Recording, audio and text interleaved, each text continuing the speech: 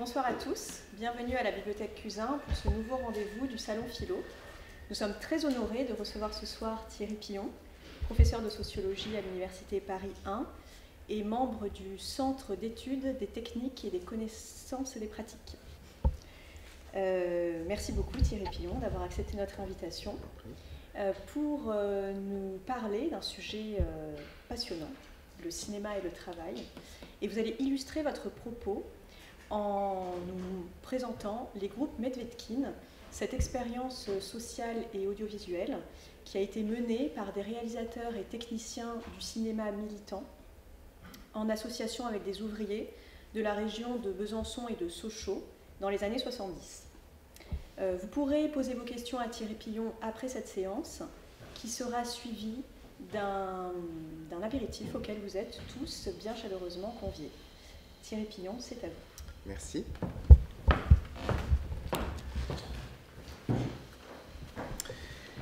Alors, bonsoir. Donc, je vais partir d'un constat qui a été fait par un cinéaste qui s'appelle Haroun Farroki, dont je parlerai tout à l'heure, et qui dit que presque rien de ce qui s'est échangé dans les usines durant le siècle dernier, les mots, les regards, les gestes, n'a été retenu dans les films. C'est une affirmation à la fois vraie et paradoxale, puisque depuis son origine, le cinéma est lié au travail, d'une part parce que le cinéma dépend d'une technique et d'une mise en œuvre technique, et d'autre part parce qu'il s'est immédiatement imposé le travail comme un des principaux sujets du cinéma, au point même de constituer un genre spécifique avec ses figures, ses motifs, et ses motifs très récurrents au long du XXe siècle et jusqu'à aujourd'hui. Alors, Haroun Farroki a raison, et en même temps, on a une production extrêmement vaste, diverse et très éclatée de films qui ont pour thématique le travail. Alors, comment s'y retrouver ? Alors, je propose de considérer trois axes qui peuvent être vus aussi bien comme des genres, du point de vue de la technique comme du point de vue de la forme. Le cinéma comme outil d'étude du travail, le cinéma comme promotion de l'entreprise et le cinéma comme moyen de lutte politique. Alors juste un mot sur les sources, il y a de nombreux travaux de sociologie et d'histoire sur cette question et je suis complètement tributaire de ces travaux. Alors je citerai quelques noms, mais simplement comme point de repère. En histoire, Nicolas Hatzfeld, en sociologie, Gwenaël Rowe, Monique Perrière qui s'est occupée des textes d'Edgar Morin sur le travail, et surtout Romain Leclerc, qui a fait sa thèse ici à Paris 1, et qui est professeur de sciences politiques à l'UQAM à Montréal, et qui s'est intéressé vraiment à la question du cinéma documentaire et du cinéma militant. Et dernière remarque méthodologique, je m'en tiendrai à un domaine qui est le monde industriel, les films sur le monde industriel et pas les films sur les bureaux ou les films sur le monde paysan. Alors, j'ai un petit plan ici et je vais commencer par le premier point, l'analyse du mouvement qui va de la photo au cinéma. Et je vais passer très vite sur ce point-là, parce que il est à la fois assez connu et en même temps il nous décale très loin dans le temps. L'étude de la physiologie humaine s'est particulièrement intéressée à la fin du XIXe siècle à la question du mouvement, à la question des phases et de la dynamique du mouvement.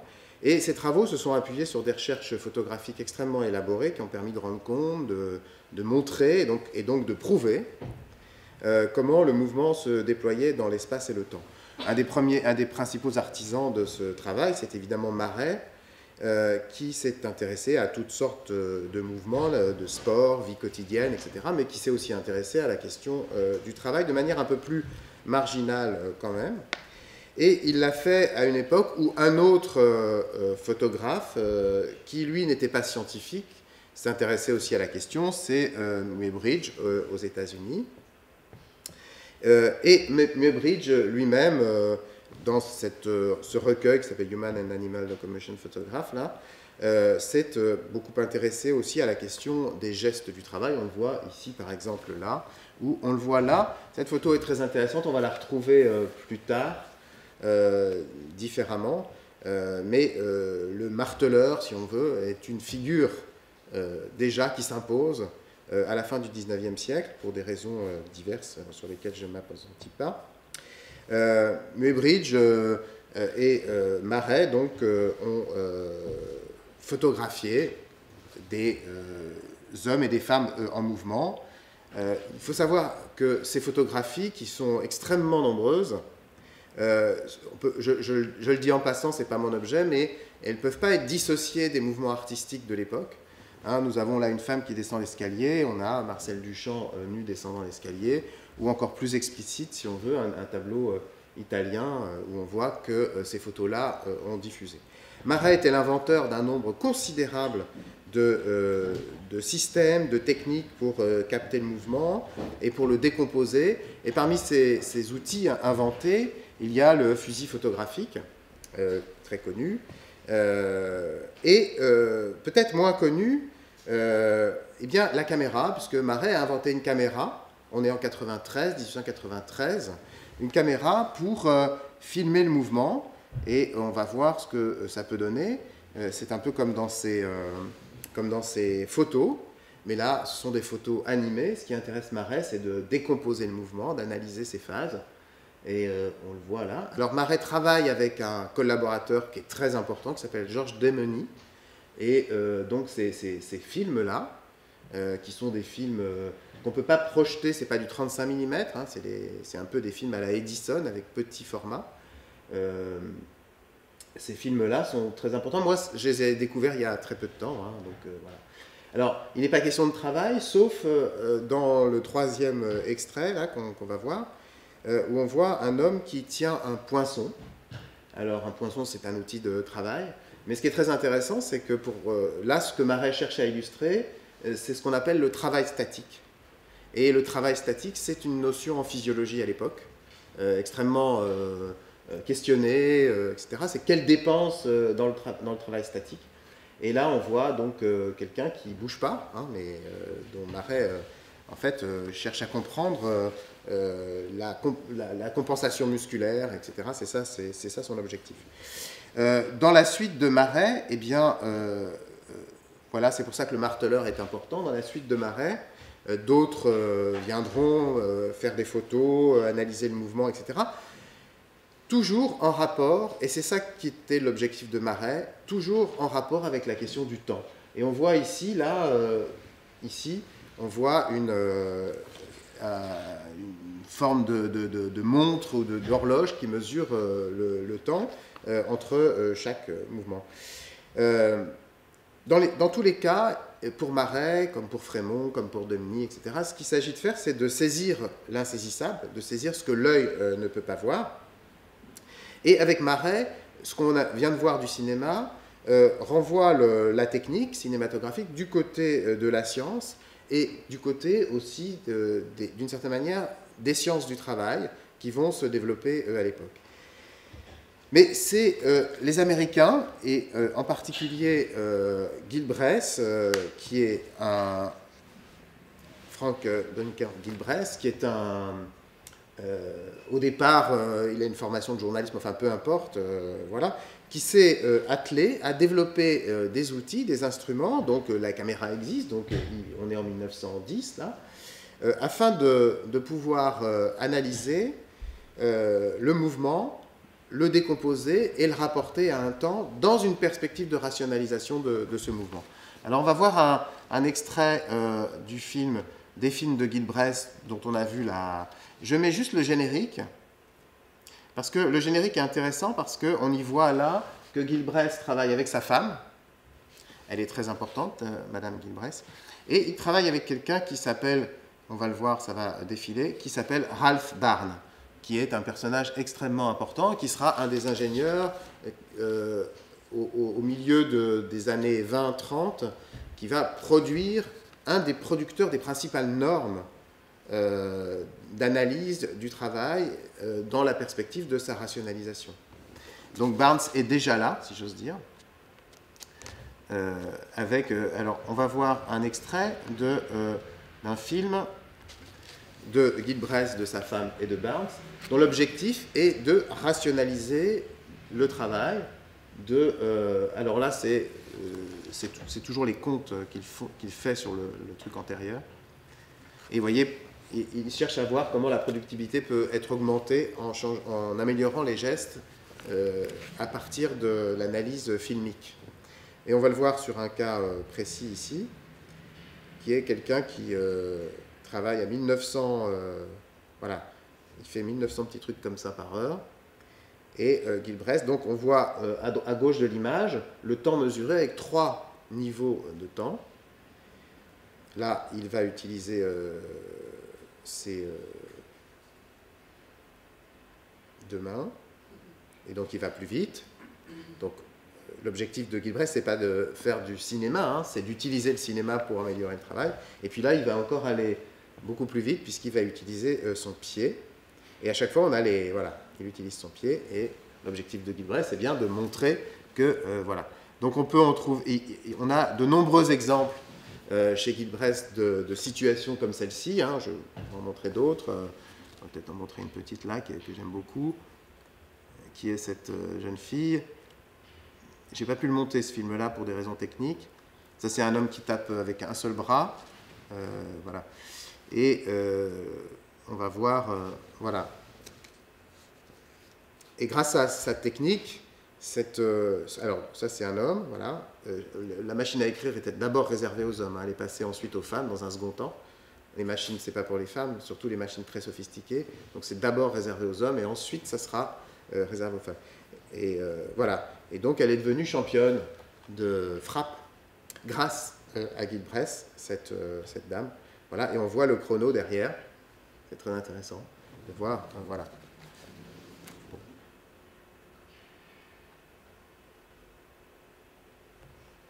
Elle tape très vite.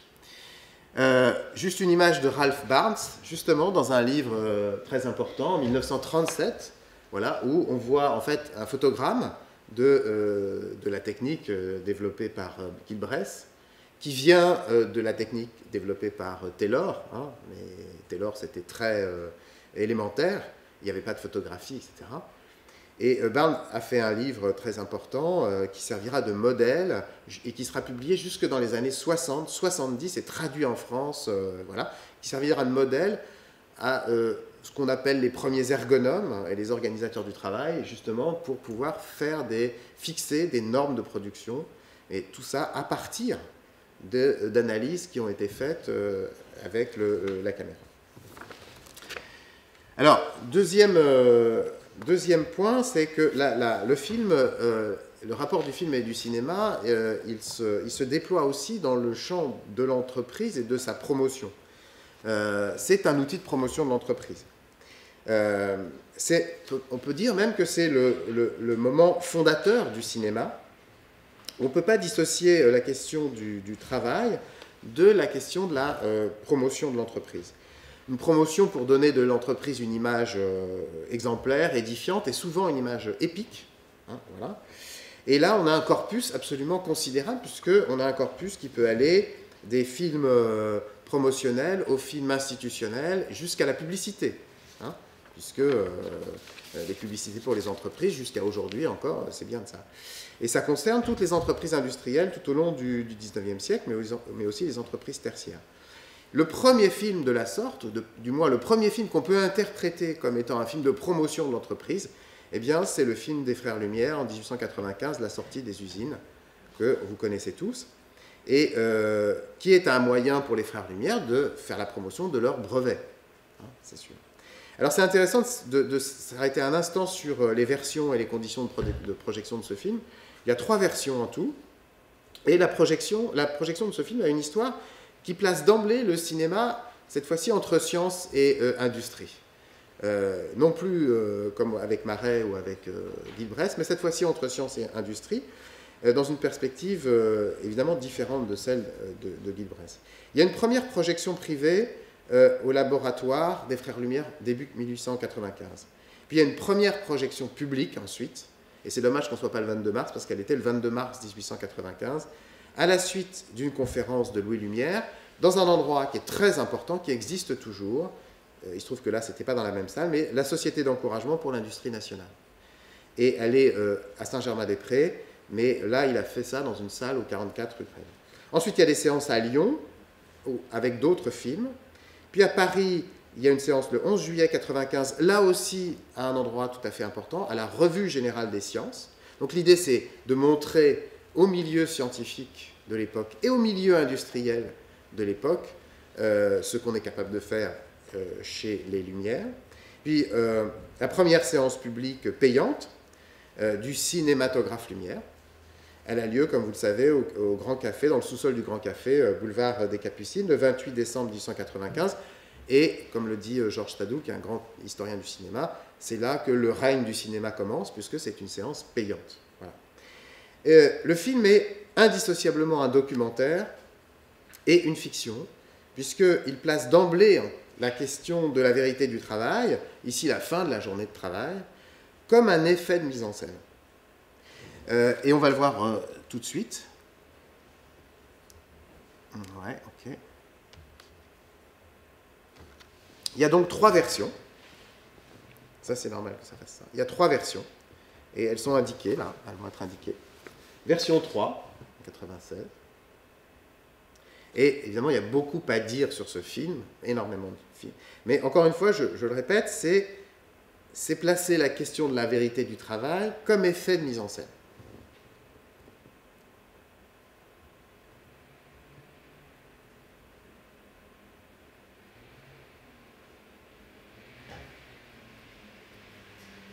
Donc, ce qu'on peut dire sur ce film, c'est que, comme vous le voyez, d'abord, il y a 3 versions. Donc, voilà, est-ce que c'est 3 jours de suite ou pas? C'est pas sûr. Deuxième chose, ce qui est très intéressant, c'est que, comme vous pouvez le constater, les ouvrières, elles sont en habit du dimanche. Elles sont pas en habit elles sont en habit du dimanche. Hein, c'est pas du tout des habits de travail. Et que, en fonction des versions, eh bien, elles vont dans des directions qui sont toujours les mêmes. Donc, voilà, hein, qui est une manière de bien... Personne ne va face à la caméra, on est bien d'accord. Personne ne vient cogner la caméra. Donc, tout ça est tout à fait... Alors, pour l'anecdote, ce qui est intéressant, c'est que le cinéma est contemporain du vélo. Hein, c'est la même époque. Donc, on voit bien que là, les habits, les versions, etc., ouais, hop, il y en a qui tournent vite pour ne pas se retrouver devant la caméra, parce qu'il ne faut pas non plus être trop près, sinon le point ne sera pas fait, etc., etc., etc. Ce qui est intéressant, c'est que ce film installe une figure et un motif dans l'histoire du cinéma, c'est celle de la sortie de l'usine, et qui est le contrepoint exact, enfin, c'est pas le contrepoint, c'est une forme différente de l'entrée du train dans la gare de La Ciotat, puisque on arrive face à la caméra, et on a l'impression que le cheval va vous rentrer dedans, là, en l'occurrence.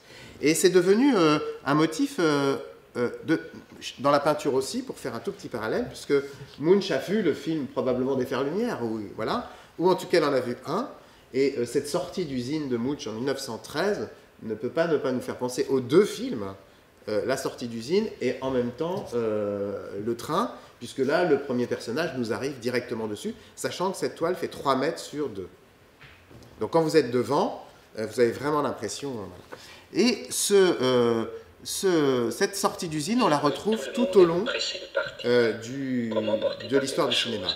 Et que personne ne s'attarde sur l'esplanade.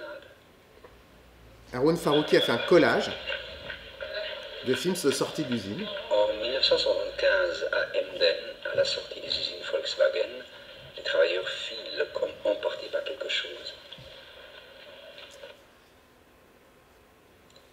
En 1926, à Détroit, les travailleurs filent comme s'ils avaient déjà perdu trop de temps.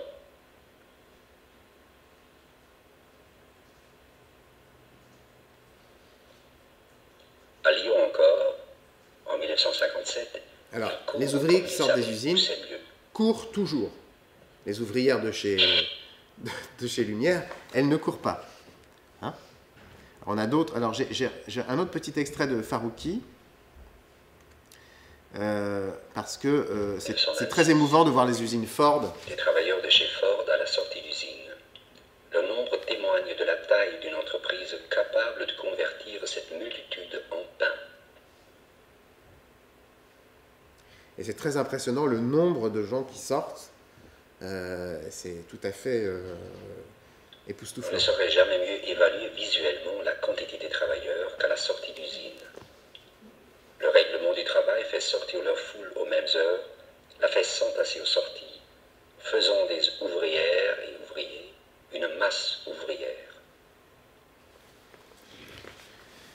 Alors, il y a un autre motif particulier au film d'entreprise, c'est celui qui consiste à rendre compte du processus de production, depuis le début jusqu'au point final. Il s'agit en quelque sorte de déployer toute l'étendue des savoir-faire qui sont mis en œuvre dans l'entreprise et toute la diversité des activités.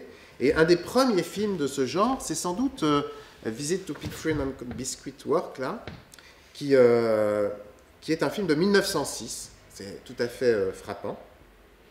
Et on va trouver de nombreux autres exemples de la réalité technique et économique qui est présentée comme ça sous le registre d'une histoire naturelle de l'entreprise et d'une histoire naturelle du process de travail et d'une histoire naturelle du produit lui-même transformé.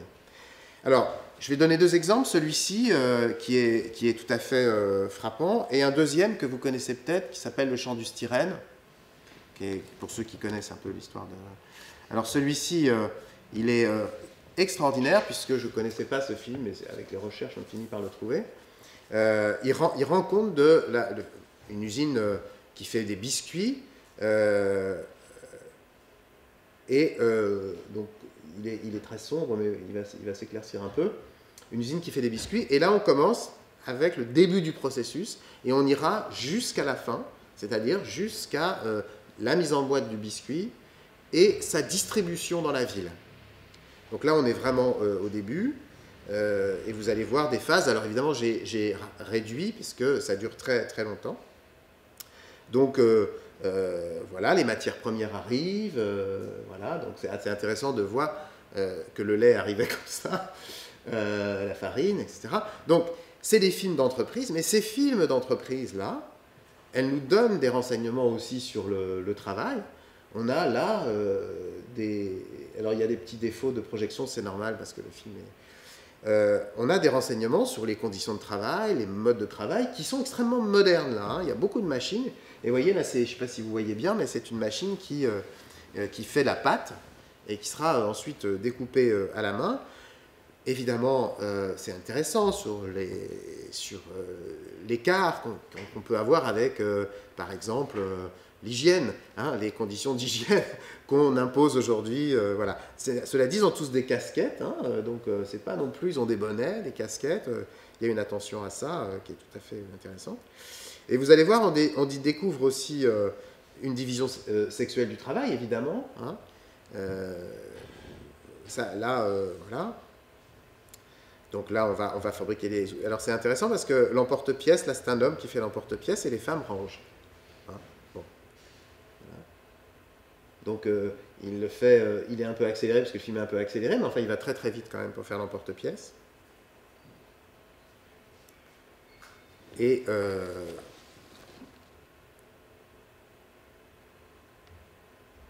voilà, je vais accélérer un petit peu. Et là je voudrais montrer une image qui est tout à fait... Vous allez me dire si quelque chose vous choque ou pas. Donc là, on est sur des machines qui vont faire des plaques, déposer des plaques de biscuits, enfin voilà. Et je ne sais pas, vous allez voir, je ne sais pas si vous allez bien voir. Donc on est quand même sur de la production industrielle. Hein. On est sur de la production industrielle en 1906. Et voilà. Et là, on a un enfant. C'est tout à fait intéressant. Donc ces films-là nous renseignent quand même sur les conditions de travail, sur la place des enfants en l'occurrence. Et là aussi, on a des enfants un peu plus âgés. Je vais un tout petit peu accélérer. Voilà, là on a des enfants. Ils sont un petit peu plus âgés, mais enfin, voilà, ce sont des enfants. Ils travaillent. Tout ça semble normal, évidemment. Et puis, on a la mise en boîte. Et là, il n'y a que des femmes. Et puis ensuite, voilà, elles continuent à mettre en boîte, elles mettent les étiquettes, etc. Donc là, on n'a que des femmes. La question des étiquettes est pas... C'était le film de Guy Bress, hein, aussi, les étiquettes, tamponner des étiquettes, aller vite pour faire ça. Et puis le dispatching dans la ville, on va vendre, voilà, ça va être diffusé dans la ville. Donc on a une histoire qui va du début à la fin et qui suit le processus de production. Et beaucoup de films sur les entreprises, films d'entreprise, sont sur ce modèle-là. Il y en a un autre qui est absolument extraordinaire, fait par Alain Resnais, avec un texte de Raymond Queneau de 1958. Donc on est sur un film d'entreprise aussi. Cette fois-ci, il est monté à l'envers.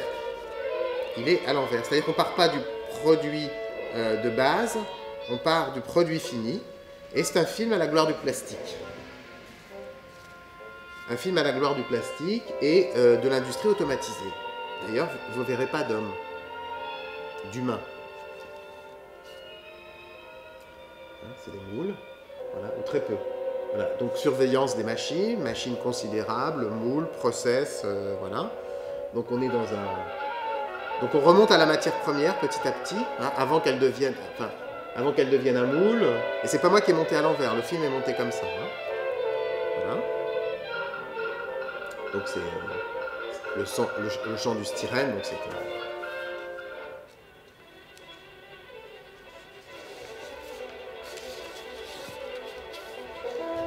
Voilà, avant c'est des fils qui sont découpés en petits morceaux, etc.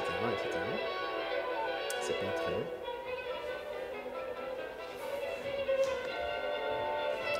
Peut-être avancer un peu. Et puis, évidemment, ça vient du pétrole, le plastique, le styrène, donc on a l'usine on a l'usine avec ses tuyaux, etc. Toujours pas d'hommes. Hein.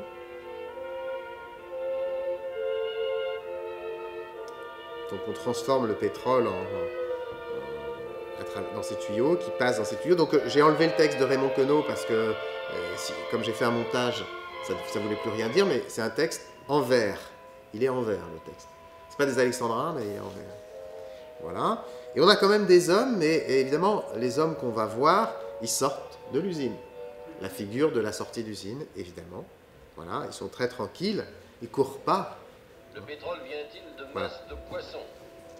On ne le sait pas trop. Ni d'où vient le charbon. Voilà. Donc là, on arrive jusqu'au pétrole, et du pétrole... Encore, on remonte dans le temps au charbon, etc. Donc avec un texte. Voilà. La question du réalisme et du cinéma du réel, c'est une question centrale à partir du moment où on parle du travail et où on va parler de l'usage du cinéma comme outil politique. Dans les années 30, il y a un cinéma éducateur, avec des figures ouvrières typiques, un cinéma qui vise à l'éducation des masses, à la beauté du travail, à mettre en évidence la beauté du travail manuel, etc. Mais en même temps, un cinéma très moraliste qui vise à détourner les ouvriers de l'alcool, etc. Et qui présente des personnages assez caricaturaux, mais qui sont censés représenter la réalité. Alors, comment rendre compte du travail, comment rendre compte de sa mécanisation, comment rendre compte de son poids politique, justement sans tomber dans ces caricatures telles qu'elles sont présentées dans ces films éducateurs. Voilà. Eh bien, une des solutions, c'est d'utiliser au maximum les ressources techniques du cinéma. Et le plus bel exemple se trouve précisément en Russie dans les années 20, où le cinéma se fait évidemment outil au service du régime, mais aussi outil de description de la modernité du travail, de cette réalité mécanisée qui dépend précisément des travaux de Gil Bress, hein, de la décomposition du mouvement, et des motion studies, justement, de Gil Bress. Et donc, comment rendre compte d'une machinisation des gestes, mais qui serait présentée dans une symphonie générale d'images, etc. Et là, évidemment, je pense au film de Metropolis de Fritz Lang en 1926, et surtout de Dziga Vertov, L'homme à la caméra, qui est de 1928, sachant que ces films-là précèdent de 10 ans les temps modernes de Charlie Chaplin. Et le film de Dziga Vertov, dont je vais vous montrer un extrait ici, c'est pas moi qui ai monté, hein, c'est lui qui monte. Et la vitesse, c'est la vitesse initiale du film. C'est un film sur le mouvement, c'est un film sur leur enchaînement aussi bien le mouvement à l'échelle individuelle que le mouvement à l'échelle sociale, à travers la combinaison de ces mouvements dans une division sociale du travail et qui vise, dans l'esprit de Dziga Vertov, à réconcilier l'homme et la machine. Et là, on le voit bien, il fait du montage une puissance narrative extraordinairement... Enfin, il fait du montage, oui, une puissance narrative très, très, très claire, puisque c'est à partir du montage, c'est un film de montage, hein, qu'il construit son argument. Le film est très long. Et on voit bien là le travail, les thématiques sont évidentes, la communication, le travail à la chaîne, la répétition, l'argent, la presse. Bon, c'est un film très célèbre, sur lequel on pourrait s'arrêter longtemps, mais qui est tout à fait impressionnant. Donc, il se trouve qu'il est contemporain de l'expérience que fait Medvedkin à la même époque, Alexandre Medvedkin, avec son ciné-train, qui est un train aménagé pour la réalisation et la production de courts-métrages. Le train va traverser toute l'URSS à partir de 1932, afin de filmer la population laborieuse des villes, des campagnes, etc. Et surtout, puisque dans le train, il y a un laboratoire de développement et des appareils de projection, et surtout de projeter aux intéressés même les résultats du film le lendemain même du tournage, et de discuter avec eux sur ce qu'ils voient, etc., etc. Alors, par parenthèse, en France, Alain Touraine avait mis au point une technique d'enquête dans les années 70 qui était basée exactement sur ce principe. On restitue aux enquêtés les résultats de l'enquête, et cette restitution-là et leur réaction fait partie de l'enquête elle-même. Fermons la parenthèse. Medvedkin fait ça avec les ouvriers, les paysans, etc., etc., dans le but de discuter à chaud sur la vie, sur le travail, sur les difficultés, etc. Donc on a, voilà, son but est évidemment, son but est idéologique, hein, il vise à participer à la construction d'une Russie nouvelle. Mais ce qui est intéressant, c'est que dans le film de Vertov, et d'une certaine manière dans les films de Medvedkin aussi, le cinéma comme machine, comme objet technique, et comme machine du mouvement, devient un sujet du film. Vertov parle de ciné-œil, justement, pour parler du cinéma qui rend compte de la réalité à la place de la fiction. La caméra comme saisie du réel à travers un homme qui devient un homme-machine, un homme-caméra. Et donc, Vertov, c'est plus que Medvedkin encore, mais Medvedkin aussi, à travers ses dialogues, pose la question de la vérité de l'image et de la possibilité de capter le réel. Alors, en 1933, un film français de Henri Storck et de Joris Ivens, personnage très important, qui sera un résistant pendant la guerre. Sa femme est morte il n'y a pas très longtemps, là, et elle a écrit un très, très beau livre. Et on fait un film qui s'appelle Misère en borinage, c'est-à-dire dans les mines du Nord et de Wallonie, là-bas, et où il mélange fiction et mise en scène de la réalité pour dénoncer les misères des mineurs wallons. Et ils mettent en scène une manifestation, avec les ouvriers eux-mêmes, les mineurs, etc. Donc c'est une mise en scène de la manifestation. La police passe par là, pense que c'est une vraie manifestation et la réprime, du coup. Et là, la fiction devient plus réelle que le document. Et Walter Benjamin, qui avait vu probablement ce film, on en a entendu parler, en a tiré un propos dans lequel il souligne que, à l'époque de la reproductibilité de l'œuvre d'art, n'importe qui peut figurer dans une œuvre d'art. Hein, et c'est le cas là de ces ouvriers-là, n'importe qui peut figurer dans une œuvre d'art. Et la question qui est posée là, c'est bien la question de la représentation, telle que Benjamin la pose, ou telle que Krakauer en Allemagne la pose, à travers la question de ce que Krakauer appelle la caméra-réalité. C'est-à-dire avec un réel qui est à la fois donné et à la fois construit, par la caméra, on s'affranchit complètement du problème de la représentation.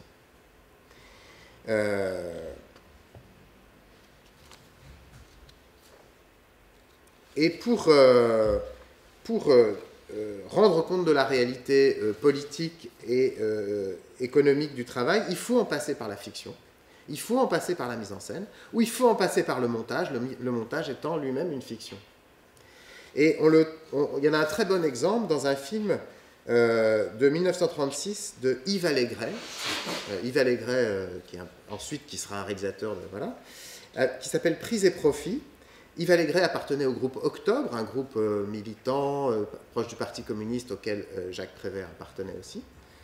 Et dans ce film Prise et Profit, par parenthèse, Prise et Profit, c'est le titre d'un livre de Marx, hein, un texte de Marx, il met en scène la dévalorisation du travail en suivant le parcours d'une pomme de terre, depuis le champ jusqu'à sa récolte, etc., jusqu'à sa vente, en mettant en scène les intermédiaires et le marché qui exploitent le paysan. Et donc c'est une mise en scène de l'exploitation des paysans. Donc je le dis juste parce que là on n'est pas dans... Enfin, il y a du travail paysan, bien sûr. Mais c'est une mise en scène à travers un processus aussi. Et on retrouve, comme dans les films d'entreprise, cette idée de restituer le processus de production, en l'occurrence là jusqu'à la vente et jusqu'à l'exploitation. Mais sur le fond, le cinéma, celui de Medvedkin, et celui là en l'occurrence, sur cet exemple-là de Yves Allégret et du groupe Octobre, il y a eu d'autres films. Ce cinéma-là, c'est un cinéma qui vise à rendre visible le travail. Le cinéma réel ou le cinéma du réel, c'est un cinéma qui vise à rendre visible le travail, et singulièrement les ouvriers, puisque c'est ce qui nous intéresse là, dans l'espace public, et dans le cadre d'un projet qui est tout autant politique que esthétique. Et encore une fois, Benjamin le dit très très bien, je cite, « Dès l'instant où le critère d'authenticité cesse d'être applicable à la production artistique, l'ensemble de la fonction sociale de l'art se trouve renversé. À son fond de rituel doit se substituer un fond constitué par une pratique autre, la politique. » Et donc, ça pourrait être une définition du cinéma du réel, bien que la notion de cinéma du réel, elle soit apparue plutôt en France dans les années d'après-guerre, et autour d'une démarche qui est celle d'Edgar Morin et de Jean Rouch, dans un film très important de 1961, qui s'appelle Chronique d'un été. C'est la chronique de la vie des Parisiens en 1961. Et Morin avait théorisé son approche dans un article qui s'appelle « Pour un nouveau cinéma vérité », donc c'est toujours la question de la vérité qui est là. Ce Chronique d'un été aura une influence considérable ensuite sur les films documentaires, mais il aura aussi une importance très grande pour les ethnologues. Déjà, Leroi-Gourhan avait attiré l'attention sur le cinéma comme outil, mais évidemment, le cinéma comme outil pour les ethnologues est à rapporter au travail de Jean Rouch, qui se servira du cinéma comme outil, en quelque sorte. Il faut faire une parenthèse juste sur un aspect technique, c'est que si ce cinéma du réel, Chronique d'un été, les travaux de Jean Rouch, etc., est possible, c'est aussi parce que les caméras sont légères, les micros sont portables, qu'on a des Nagra, qui sont des appareils enregistrés, qui pèsent très lourd, mais qui ne sont pas lourds pour l'époque. Aujourd'hui, c'est insupportable, mais ils ne sont pas lourds. Et donc, on a de l'outil transportable et facilement utilisable. Alors, le cinéma militant. Le cinéma militant, c'est un cinéma qui vise à capter le réel, là aussi, et dont le projet, évidemment, est de montrer le travail ouvrier tel qu'il est. Et c'est un cinéma dont la production se situe autour des années 68. Parce qu'avant ça, il faut dire que la figure de l'ouvrier est peu présente dans le cinéma, en tout cas en France. Entre l'après-guerre et puis ces années 68, on ne voit pas beaucoup d'ouvriers. Et c'est pour ça que Haroun avait fait cette réflexion au début, en disant que j'ai cité au début, pardon, en disant qu'on ne voyait pas les ouvriers, que la plupart de la production cinématographique avait, d'une certaine manière, oublié les ouvriers, et c'est vrai. Et ce cinéma militant des années 68 va remettre l'ouvrier sur le devant de la scène, c'est le cas de le dire. Alors, de nombreux films ont été faits en 68 par des ouvriers, par des cinéastes, par des ouvriers et des cinéastes professionnels, par des étudiants de cinéma et des ouvriers, etc. On a beaucoup filmé les manifestations, on a beaucoup filmé les âgés, on a beaucoup filmé le travail, c'est un cinéma au sens propre militant, c'est-à-dire c'est un cinéma de prise de parole, et c'est un cinéma comme outil de lutte. Reste que ce cinéma militant des années 68 est un cinéma dominé, totalement dominé dans le champ du film documentaire, et d'une certaine manière, il est dominé dans le champ des films sur le travail, c'est-à-dire qu'il est dominé dans le champ des films sur l'entreprise, de promotion d'entreprise, des films institutionnels, et il est dominé dans le champ des films fiction, évidemment de fiction. Alors, à cette période-là, si ces films-là sont possibles, c'est parce que des collectifs se sont créés. Il y a des conditions sociales de possibilité, d'une certaine manière. Beaucoup de collectifs se sont créés, de cinéma militant. J'en cite trois seulement, parce qu'ils nous intéressent plus directement. L'ARC, A-R-C, enfin non, L-A-R-C plutôt, l'ARC, Atelier de recherche cinématographique, fondé en 1967, et qui a réalisé beaucoup de films sur le mouvement étudiant. Son fondateur s'appelle Richard Coppens. Vous ne le connaissez peut-être pas, mais j'y reviendrai. Le groupe Dzida Vertov, qui existe entre 68 et 72 et qui est fondé par Jean-Luc Godard et Jean-Pierre Gorin. Son orientation est très clairement maoïste. Godard était à cette époque-là. Alors, si on connaît un peu les films de Godard, on voit l'influence chez Godard de ce cinéma-là, hein, on verra après.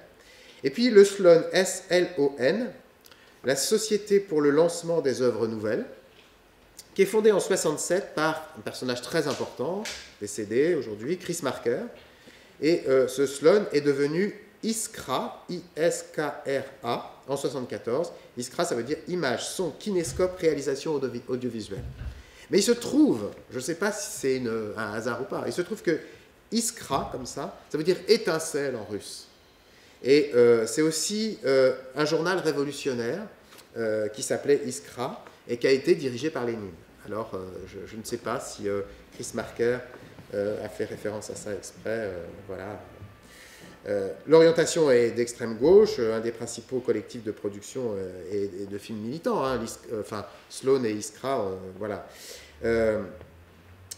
Il dit ceci, Chris Marker: Sloan est né d'une évidence que les structures traditionnelles du cinéma, par le rôle prépondérant qu'elles attribuent à l'argent, constituent en elles-mêmes une censure, plus lourde que toutes les censures, d'où Sloan, qui n'est pas une entreprise mais un outil, qui se définit par ceux qui y participent concrètement et qui se justifie par le catalogue de ses films, des films qui ne devraient pas exister. On en revient à l'étouffement de la parole ouvrière et la non-représentation du travail dans les films. Donc, trois groupes que je retiens, et le plus important, évidemment, est Sloan, puisque Sloan est directement lié au groupe Medvedkin de Besançon. Les groupes Medvedkin de Besançon sont au départ partis d'une création d'un centre culturel, le centre culturel populaire de Patène-les-Hors-Champs, qui est une banlieue de Besançon, quartier de Besançon, et qui était très inspiré de Peuple et Culture, qui est un mouvement très important de gauche, d'éducation populaire. Et au CCPPO, là, on montre des films aux ouvriers, on discute, on fait des séances le soir, etc. C'est très important. Le premier président de ce CCPPO, c'est Paul Cèdre. Paul Cèdre, c'est accent aigu DRE, qui est un ouvrier de la Rodia Seta, qui était une entreprise de Rhône Poulenc sur Besançon, située à côté de Besançon. Donc l'idée de ce centre culturel, c'est un besoin de culture, un besoin d'ouverture à destination des ouvriers. Et on y projette en particulier le film de Chris Marker sur le Vietnam, Loin du Vietnam, 1967, qui est un film contre la guerre, film auquel ont participé Godard, Claude Lelouch, Joris Ivens. Certains sont en contact, certains de ce centre culturel sont en contact avec Chris Marker, et la notion de cinéma militant naît à ce moment-là. Et le groupe Medvedkin se constitue avec cette intention de prendre la caméra, de la prendre entre les mains, d'être maître des images, de montrer ce qui ne se montre pas, le travail, l'usine et son poids sur le quotidien des hommes et des femmes. Chris Marker tourne un film très important qui s'appelle « À bientôt, j'espère » en 1967, sur la grève de Rodia Seta, où Paul Cèdre est ouvrier. C'est un film direct dans la rue qui fait apparaître des figures d'ouvriers, des plans serrés et des entretiens. Et surtout un film qui isole les ouvriers avec un cadrage très serré qui les isole de leur environnement et qui leur donne du coup une individualité, qui insiste sur l'individualité. À l'occasion de ce tournage, à bientôt j'espère, il y a un rapprochement entre Medvedkin, les groupes Medvedkin, et puis Chris Marker. Il faut dire que à côté, complètement à côté, d'autres cinéastes s'engagent aussi dans des démarches qui visent à rendre compte du travail ouvrier. Et je cite juste ici un film de Louis Malle de 1968, qui est un documentaire qui s'appelle « Humain trop humain », sur les usines Citroën, qui est absolument extraordinaire et qui montre vraiment le travail ouvrier dans les usines. Alors, de ces groupes Medvedkin et de ces collectifs de production et de tournage, il y a beaucoup à dire. Je retiendrai trois choses. La première, c'est que d'abord le film est toujours une histoire de groupe militant, c'est toujours une histoire militante. C'est toujours l'idée de reprendre la parole par les ouvriers, de restituer la parole aux ouvriers et de le faire dans un cadre de militantisme. Il y a un film dont je vais parler après qui s'appelle Avec le sang des autres de Bruno Muel qui a été tourné en 1974. Et Bruno Muel est revenu sur ce film lors du festival de Lussas, qui est un festival tous les ans en Ardèche du cinéma documentaire. Je vous invite à y aller, c'est quelque chose. Il est revenu à l'occasion du festival de Lussas sur le tournage de Avec le sang des autres et il dit ceci. Le sang des autres, c'est sur l'usine de Sochaux, de Peugeot à Sochaux, pardon. Et il dit ceci: à propos de notre travail à Sochaux, ce n'est pas un film sur le travail, mais une longue histoire militante.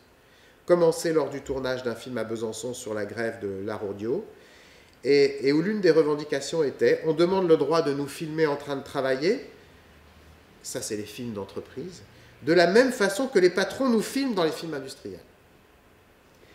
Il y a eu un refus catégorique de la direction, ils n'ont pas pu filmer.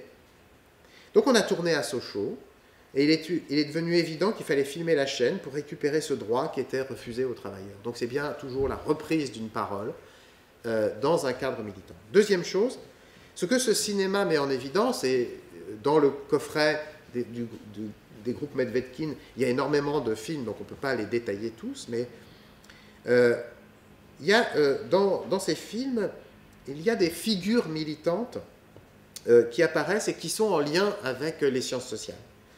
Et des figures d'ouvriers. Et il y en a une en particulier, c'est celle de Christian Corouge, qui est ouvrier chez Peugeot, qu'on voit dans le film de Bruno Muel, et qui va devenir collaborateur ensuite de Michel Pialou, sociologue du travail, qui a enseigné à Paris 5, et qui a travaillé avec Stéphane Beau sur la condition ouvrière chez Peugeot à Sochaux, et qui s'appelle Retour sur la condition ouvrière, ce film.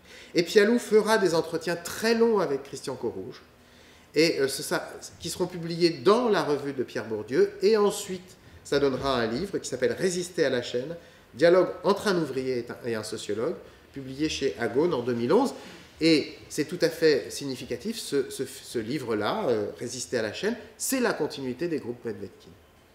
Troisième chose, il y a dans ce cinéma militant un style, il y a incontestablement un genre, un style avec des figures récurrentes, des traits formels. Et on les retrouve partout, et on les retrouve dans les films du groupe Medvedkin, on les retrouve dans de nombreux films ouvriers. D'abord, on y voit toujours des luttes et des manifestations, des forces de l'ordre et de la violence. Toujours. Ensuite, on y voit des occupations d'usines.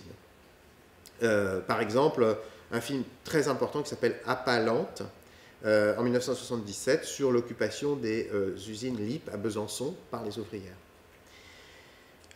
On y filme toujours des dominants, comme dit Romain Leclerc, donc ce collègue qui est à l'UQAM, voilà, et qui a beaucoup travaillé sur ces questions-là, et qui a fait sa thèse ici. On y filme les dominants, on en parle, on les voit, etc. Et dans un film qui s'appelle Classe de lutte, dont je donnerai quelques exemples tout à l'heure, eh bien, il y a un ouvrier qui détaille toutes les possessions de la famille Peugeot dans la région. Et c'est très impressionnant. Donc il s'agit là de filmer les dominants, alors qu'on ne peut pas les voir, mais on parle d'eux. Il y a toujours de la musique. La musique est très importante. Il y a des chants, etc. Et il y a des fanfares, beaucoup de fanfares, vous verrez après. Sur la forme, on juxtapose des interviews, on isole l'ouvrier en face à face, avec des images tournées dans les usines en temps réel. Donc on fait cette juxtaposition. Très important aussi, c'est tout à fait extraordinaire, c'est qu'on y affiche les cris, les images d'affiches, de photos, etc. On a même parlé de cinétract. Et c'est propre à la période de 68. 68, c'est une période, ça a été un mouvement discursif, 68. Hein. On a écrit partout. Hein. On a graffé, maintenant on dit graffé, mais en 68 on ne disait pas graffé. On a graffé partout dans les rues, etc. 68, c'est un mouvement graphique. Donc les films rendent compte de ça aussi. Et donc on fait aussi des arrêts sur des photos dans ces films. Enfin, très important, dans ces films-là, on montre le film en train de se faire, exactement comme Dziga Vertov met en scène la caméra qui filme ce qu'il veut montrer. On voit des caméras, on voit des bancs de montage, et je vais tout de suite commencer par Classe de lutte. Vous allez voir que, donc c'est Sloan. Alors j'ai laissé le générique de Classe de lutte, parce que le générique est très important. Vous voyez, Juliette Berthaud, qui était une comédienne qui jouera dans les films de Godard, et Jean-Luc Godard, donc, voilà, aussi, et le générique est très, très important, parce qu'on y retrouve toujours à peu près les mêmes personnes. Et vous allez voir, dans ce film-là, on montre tout de suite le film en train de se faire, c'est très intéressant, la technique du cinéma, qui devient un objet du cinéma militant. C'est une manière de montrer qu'on se réapproprie l'outil. Hein. Et puis, dans ces films-là, il y a une place très importante donnée aux femmes. Les femmes, leur rôle singulier, distinct de leur mari ou de leur compagnon, mais qui ont aussi eu des difficultés à s'affirmer. On le voit dans Classe de lutte, où on a la parole d'une ouvrière qui s'appelle Suzanne Yédet, qui était ouvrière à Besançon, et surtout dans Le sang des autres aussi. Et là, on voit donc c'est une femme, et qu'est-ce qu'elle fait? Donc là, c'est Classe de lutte. Elle va sur le banc de montage, où on est en train de monter un film militant. Donc on filme, il y a toujours une mise en abîme, en quelque sorte, hein, de ça. Donc on voit là, avec la musique d'une amie militante, musicienne, etc., toujours, voilà, ou une musique, un chant révolutionnaire, très souvent, derrière. Donc là, on voit le banc de montage, et on voit la caméra, le filmeur filmé. Il est possible que cette caméra, qui est une caméra vidéo, je pense que cette caméra-là, puisqu'il y en a une qui a été donnée, elle a été donnée par Godard.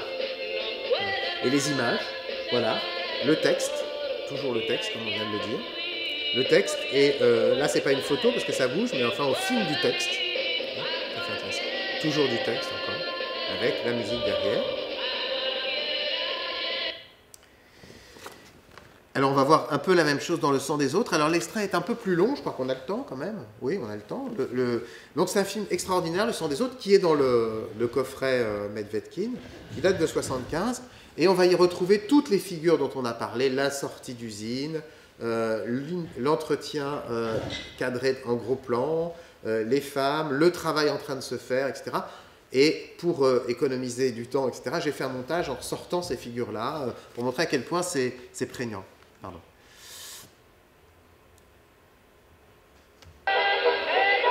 Donc la fanfare, la musique, la fanfare, la sortie d'usine.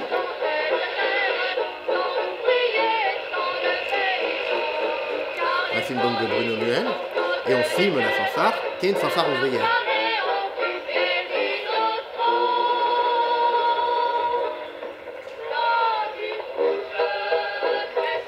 Et ensuite, on s'arrêtera, comme toujours, sur la figure d'un ouvrier pour l'isoler du groupe.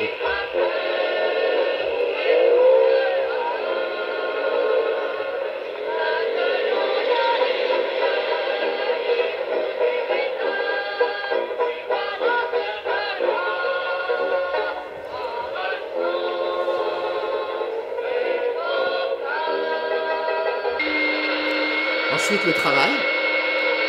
Et là, je laisse le plan continu parce que c'est en continu et ça montre, c'est une très bonne démonstration, illustration de ce que c'est que le travail à la chaîne à l'époque.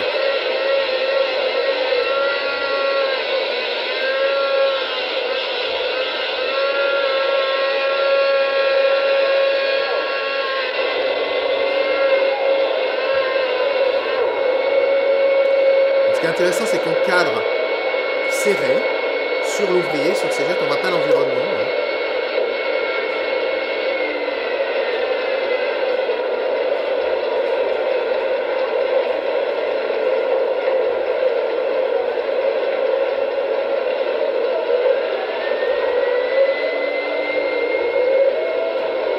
Donc, si ce travail-là est possible, s'il est réalisable comme il est réalisé par cet homme-là, c'est parce qu'il y a eu Guy Bresse auparavant, qui a décomposé le mouvement, qui a attribué un temps à chaque geste, et un temps minimum à chaque geste, et lui, il réalise très précisément les temps qui lui sont alloués. Chacun des gestes est chronométré, la voiture avance, on n'a pas l'impression qu'elle avance vite, mais elle avance vite en réalité quand on est en train de faire toutes ces tâches.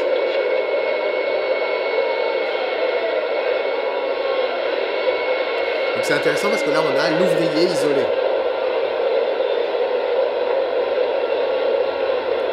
Alors on pourrait dire beaucoup de choses sur les mains, sur les outils, cette focalisation, etc. Mais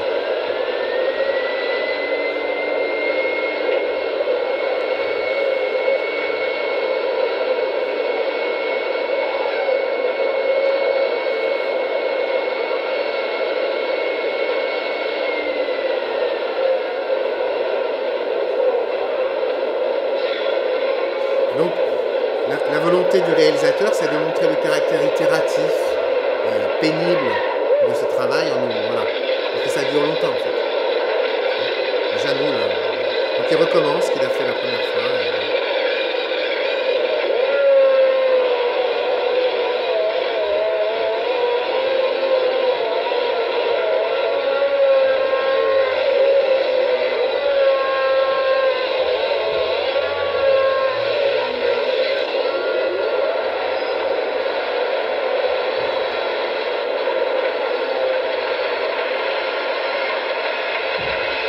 Donc là, il s'agit bien de filmer le travail.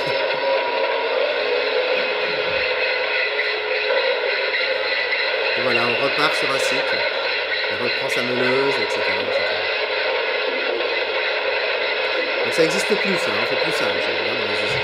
On ne reprend pas avec une meuleuse, c'est terminé.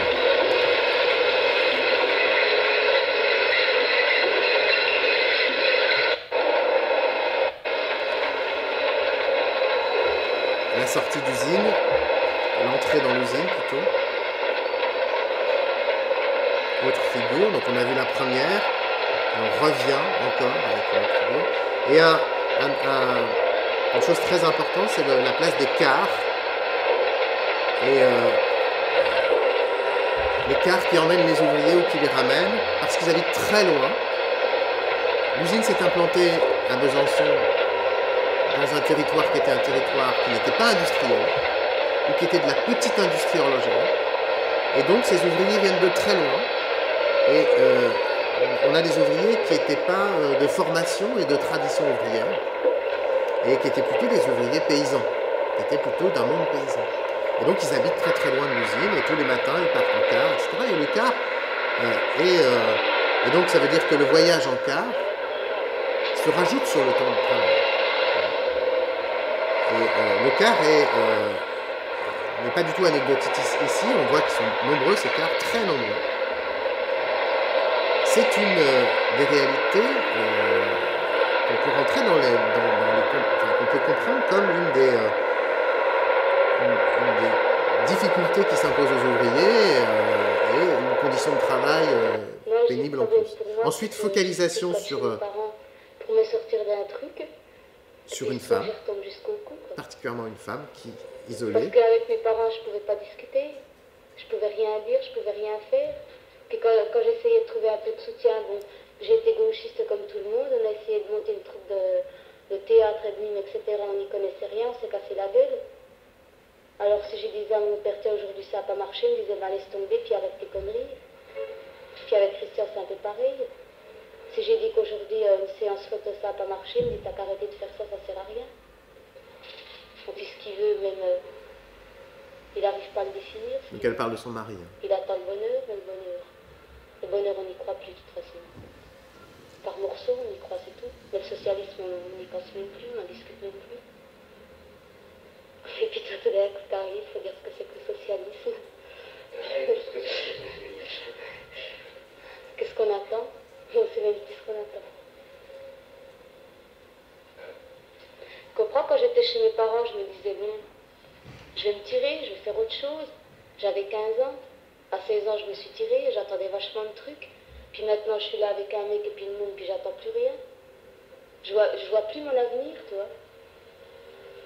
Alors, de temps en temps, j'essaie de l'aider, mais je vois même plus comment je peux l'aider, lui. Mais c'est tellement dingue, la coupure qui est entre nous. Moi, à un moment donné, si je lui montrais une photo chouette ou un poème, il me disait, ouais, mais de toute façon, ça va rien apporter aux OS, ça. T'es toute seule à l'aimer, nous, on peut plus l'aimer. Alors, j'étais tellement toute seule à l'aimer que maintenant, bon, je lui montre plus et je lui dis plus rien.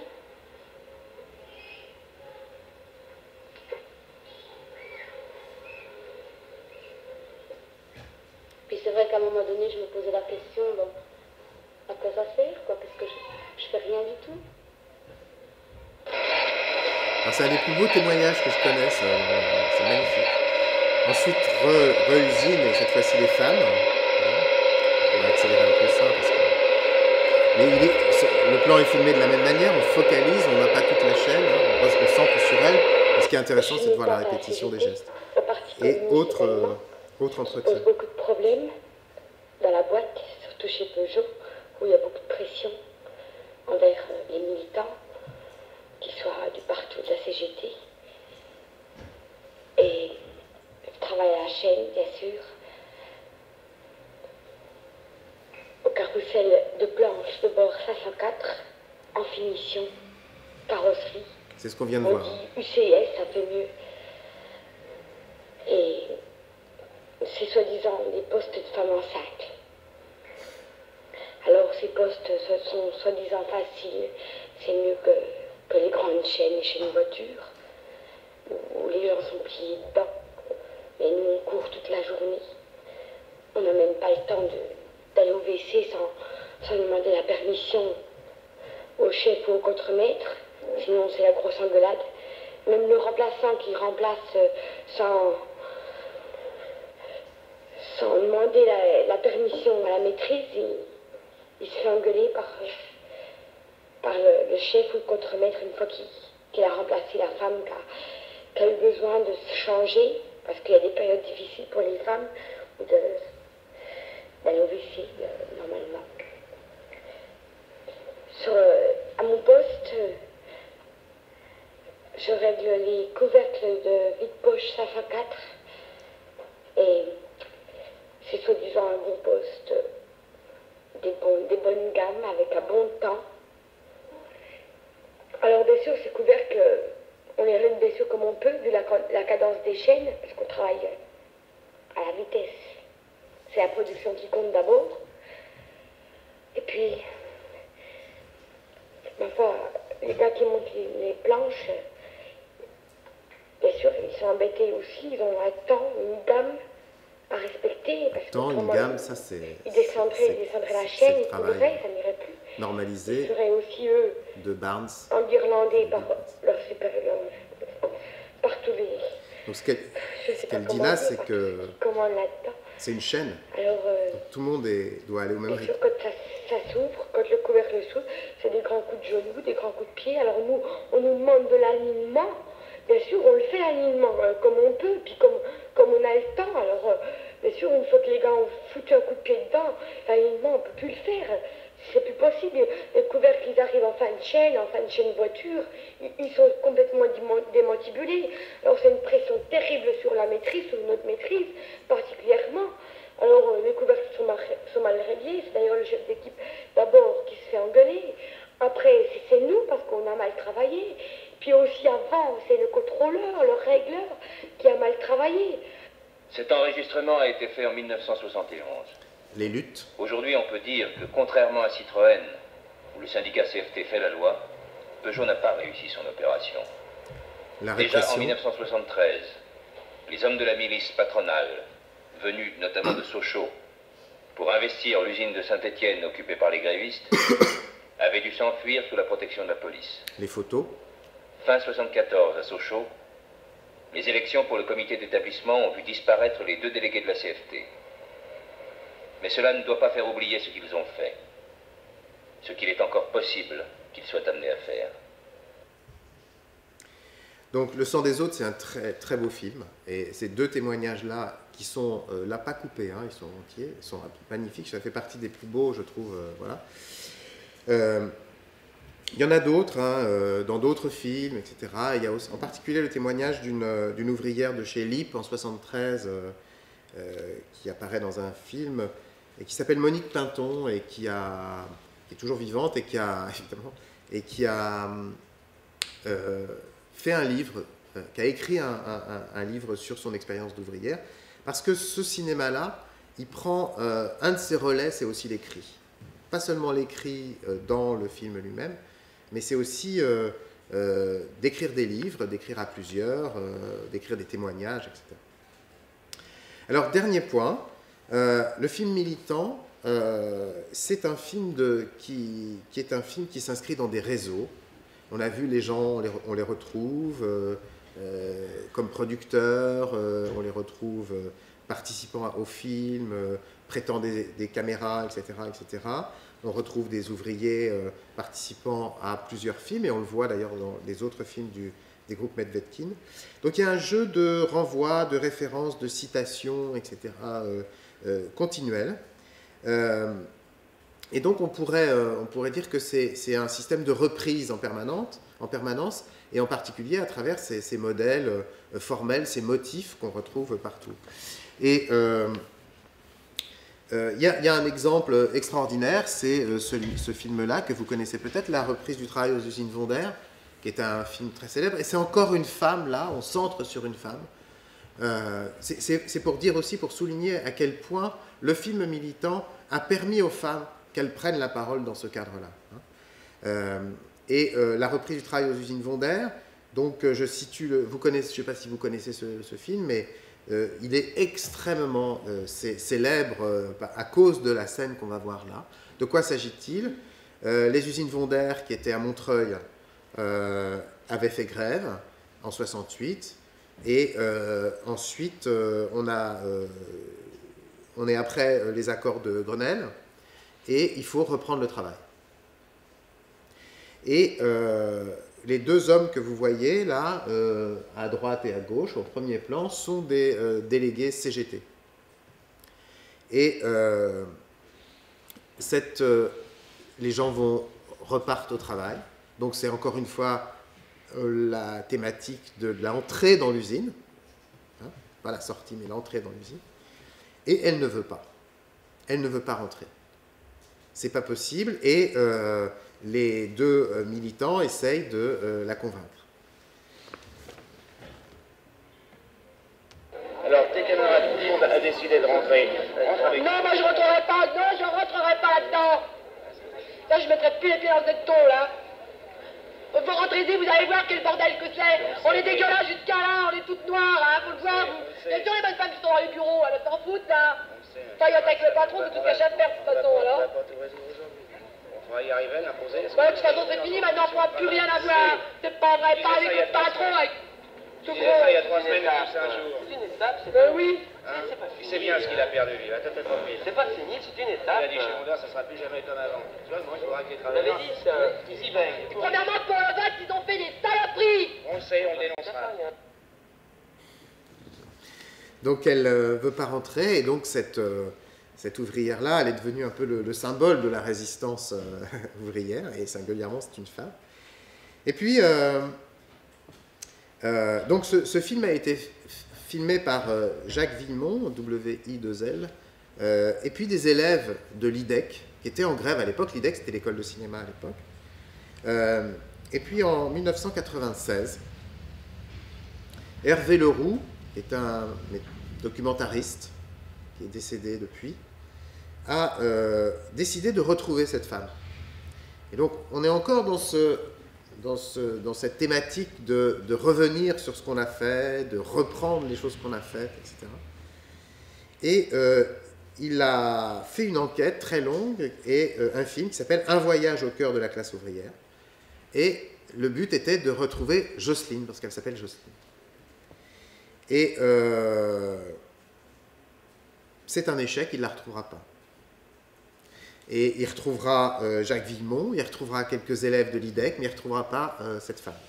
Et donc tout le film, c'est cette enquête, ce retour, et le film lui-même, il est fait selon un modèle formel qui rappelle très bien les films militants avec entretien, scène de grève, etc. etc. Et ce film, Retour, un voyage au cœur de la classe ouvrière, il a fait l'objet d'une analyse par des sociologues, évidemment, dans les actes de la recherche en sciences sociales. C'est tout à fait intéressant. Et il faut savoir que Hervé Leroux a aussi réalisé une sortie d'usine très importante, un film qui s'appelle Sortie d'usine, qui est sur les usines Renault de Vilvoorde.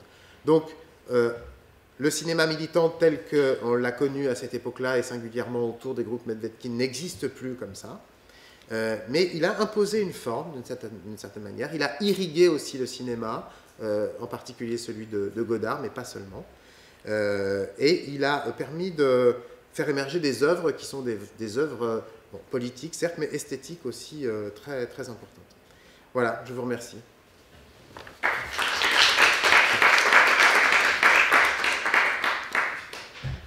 Merci beaucoup Thierry Pillaud pour cet exposé riche et passionnant. Si vous avez des questions.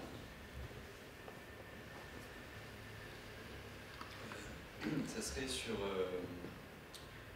l'idée d'individualiser l'ouvrier dans comment il est filmé.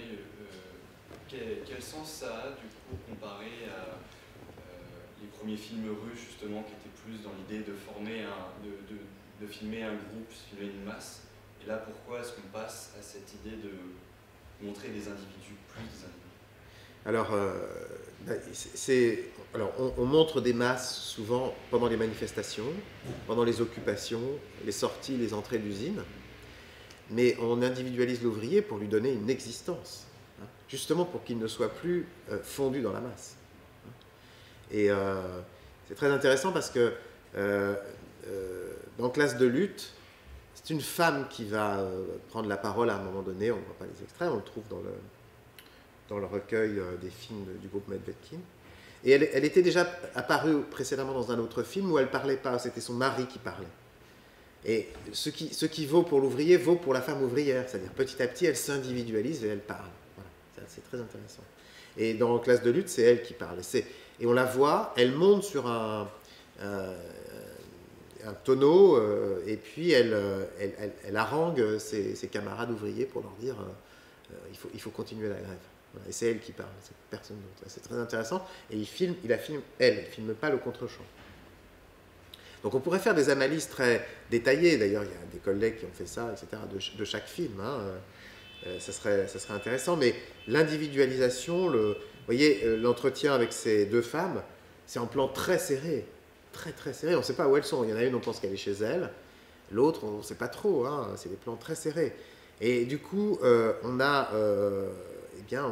ce sentiment d'intimité avec elles, et on est dans leur introspection, quoi, hein, voilà. C'est des témoignages très émouvants, hein, très touchants. Je pense que c'est ça l'individualisation, en fait. Hein.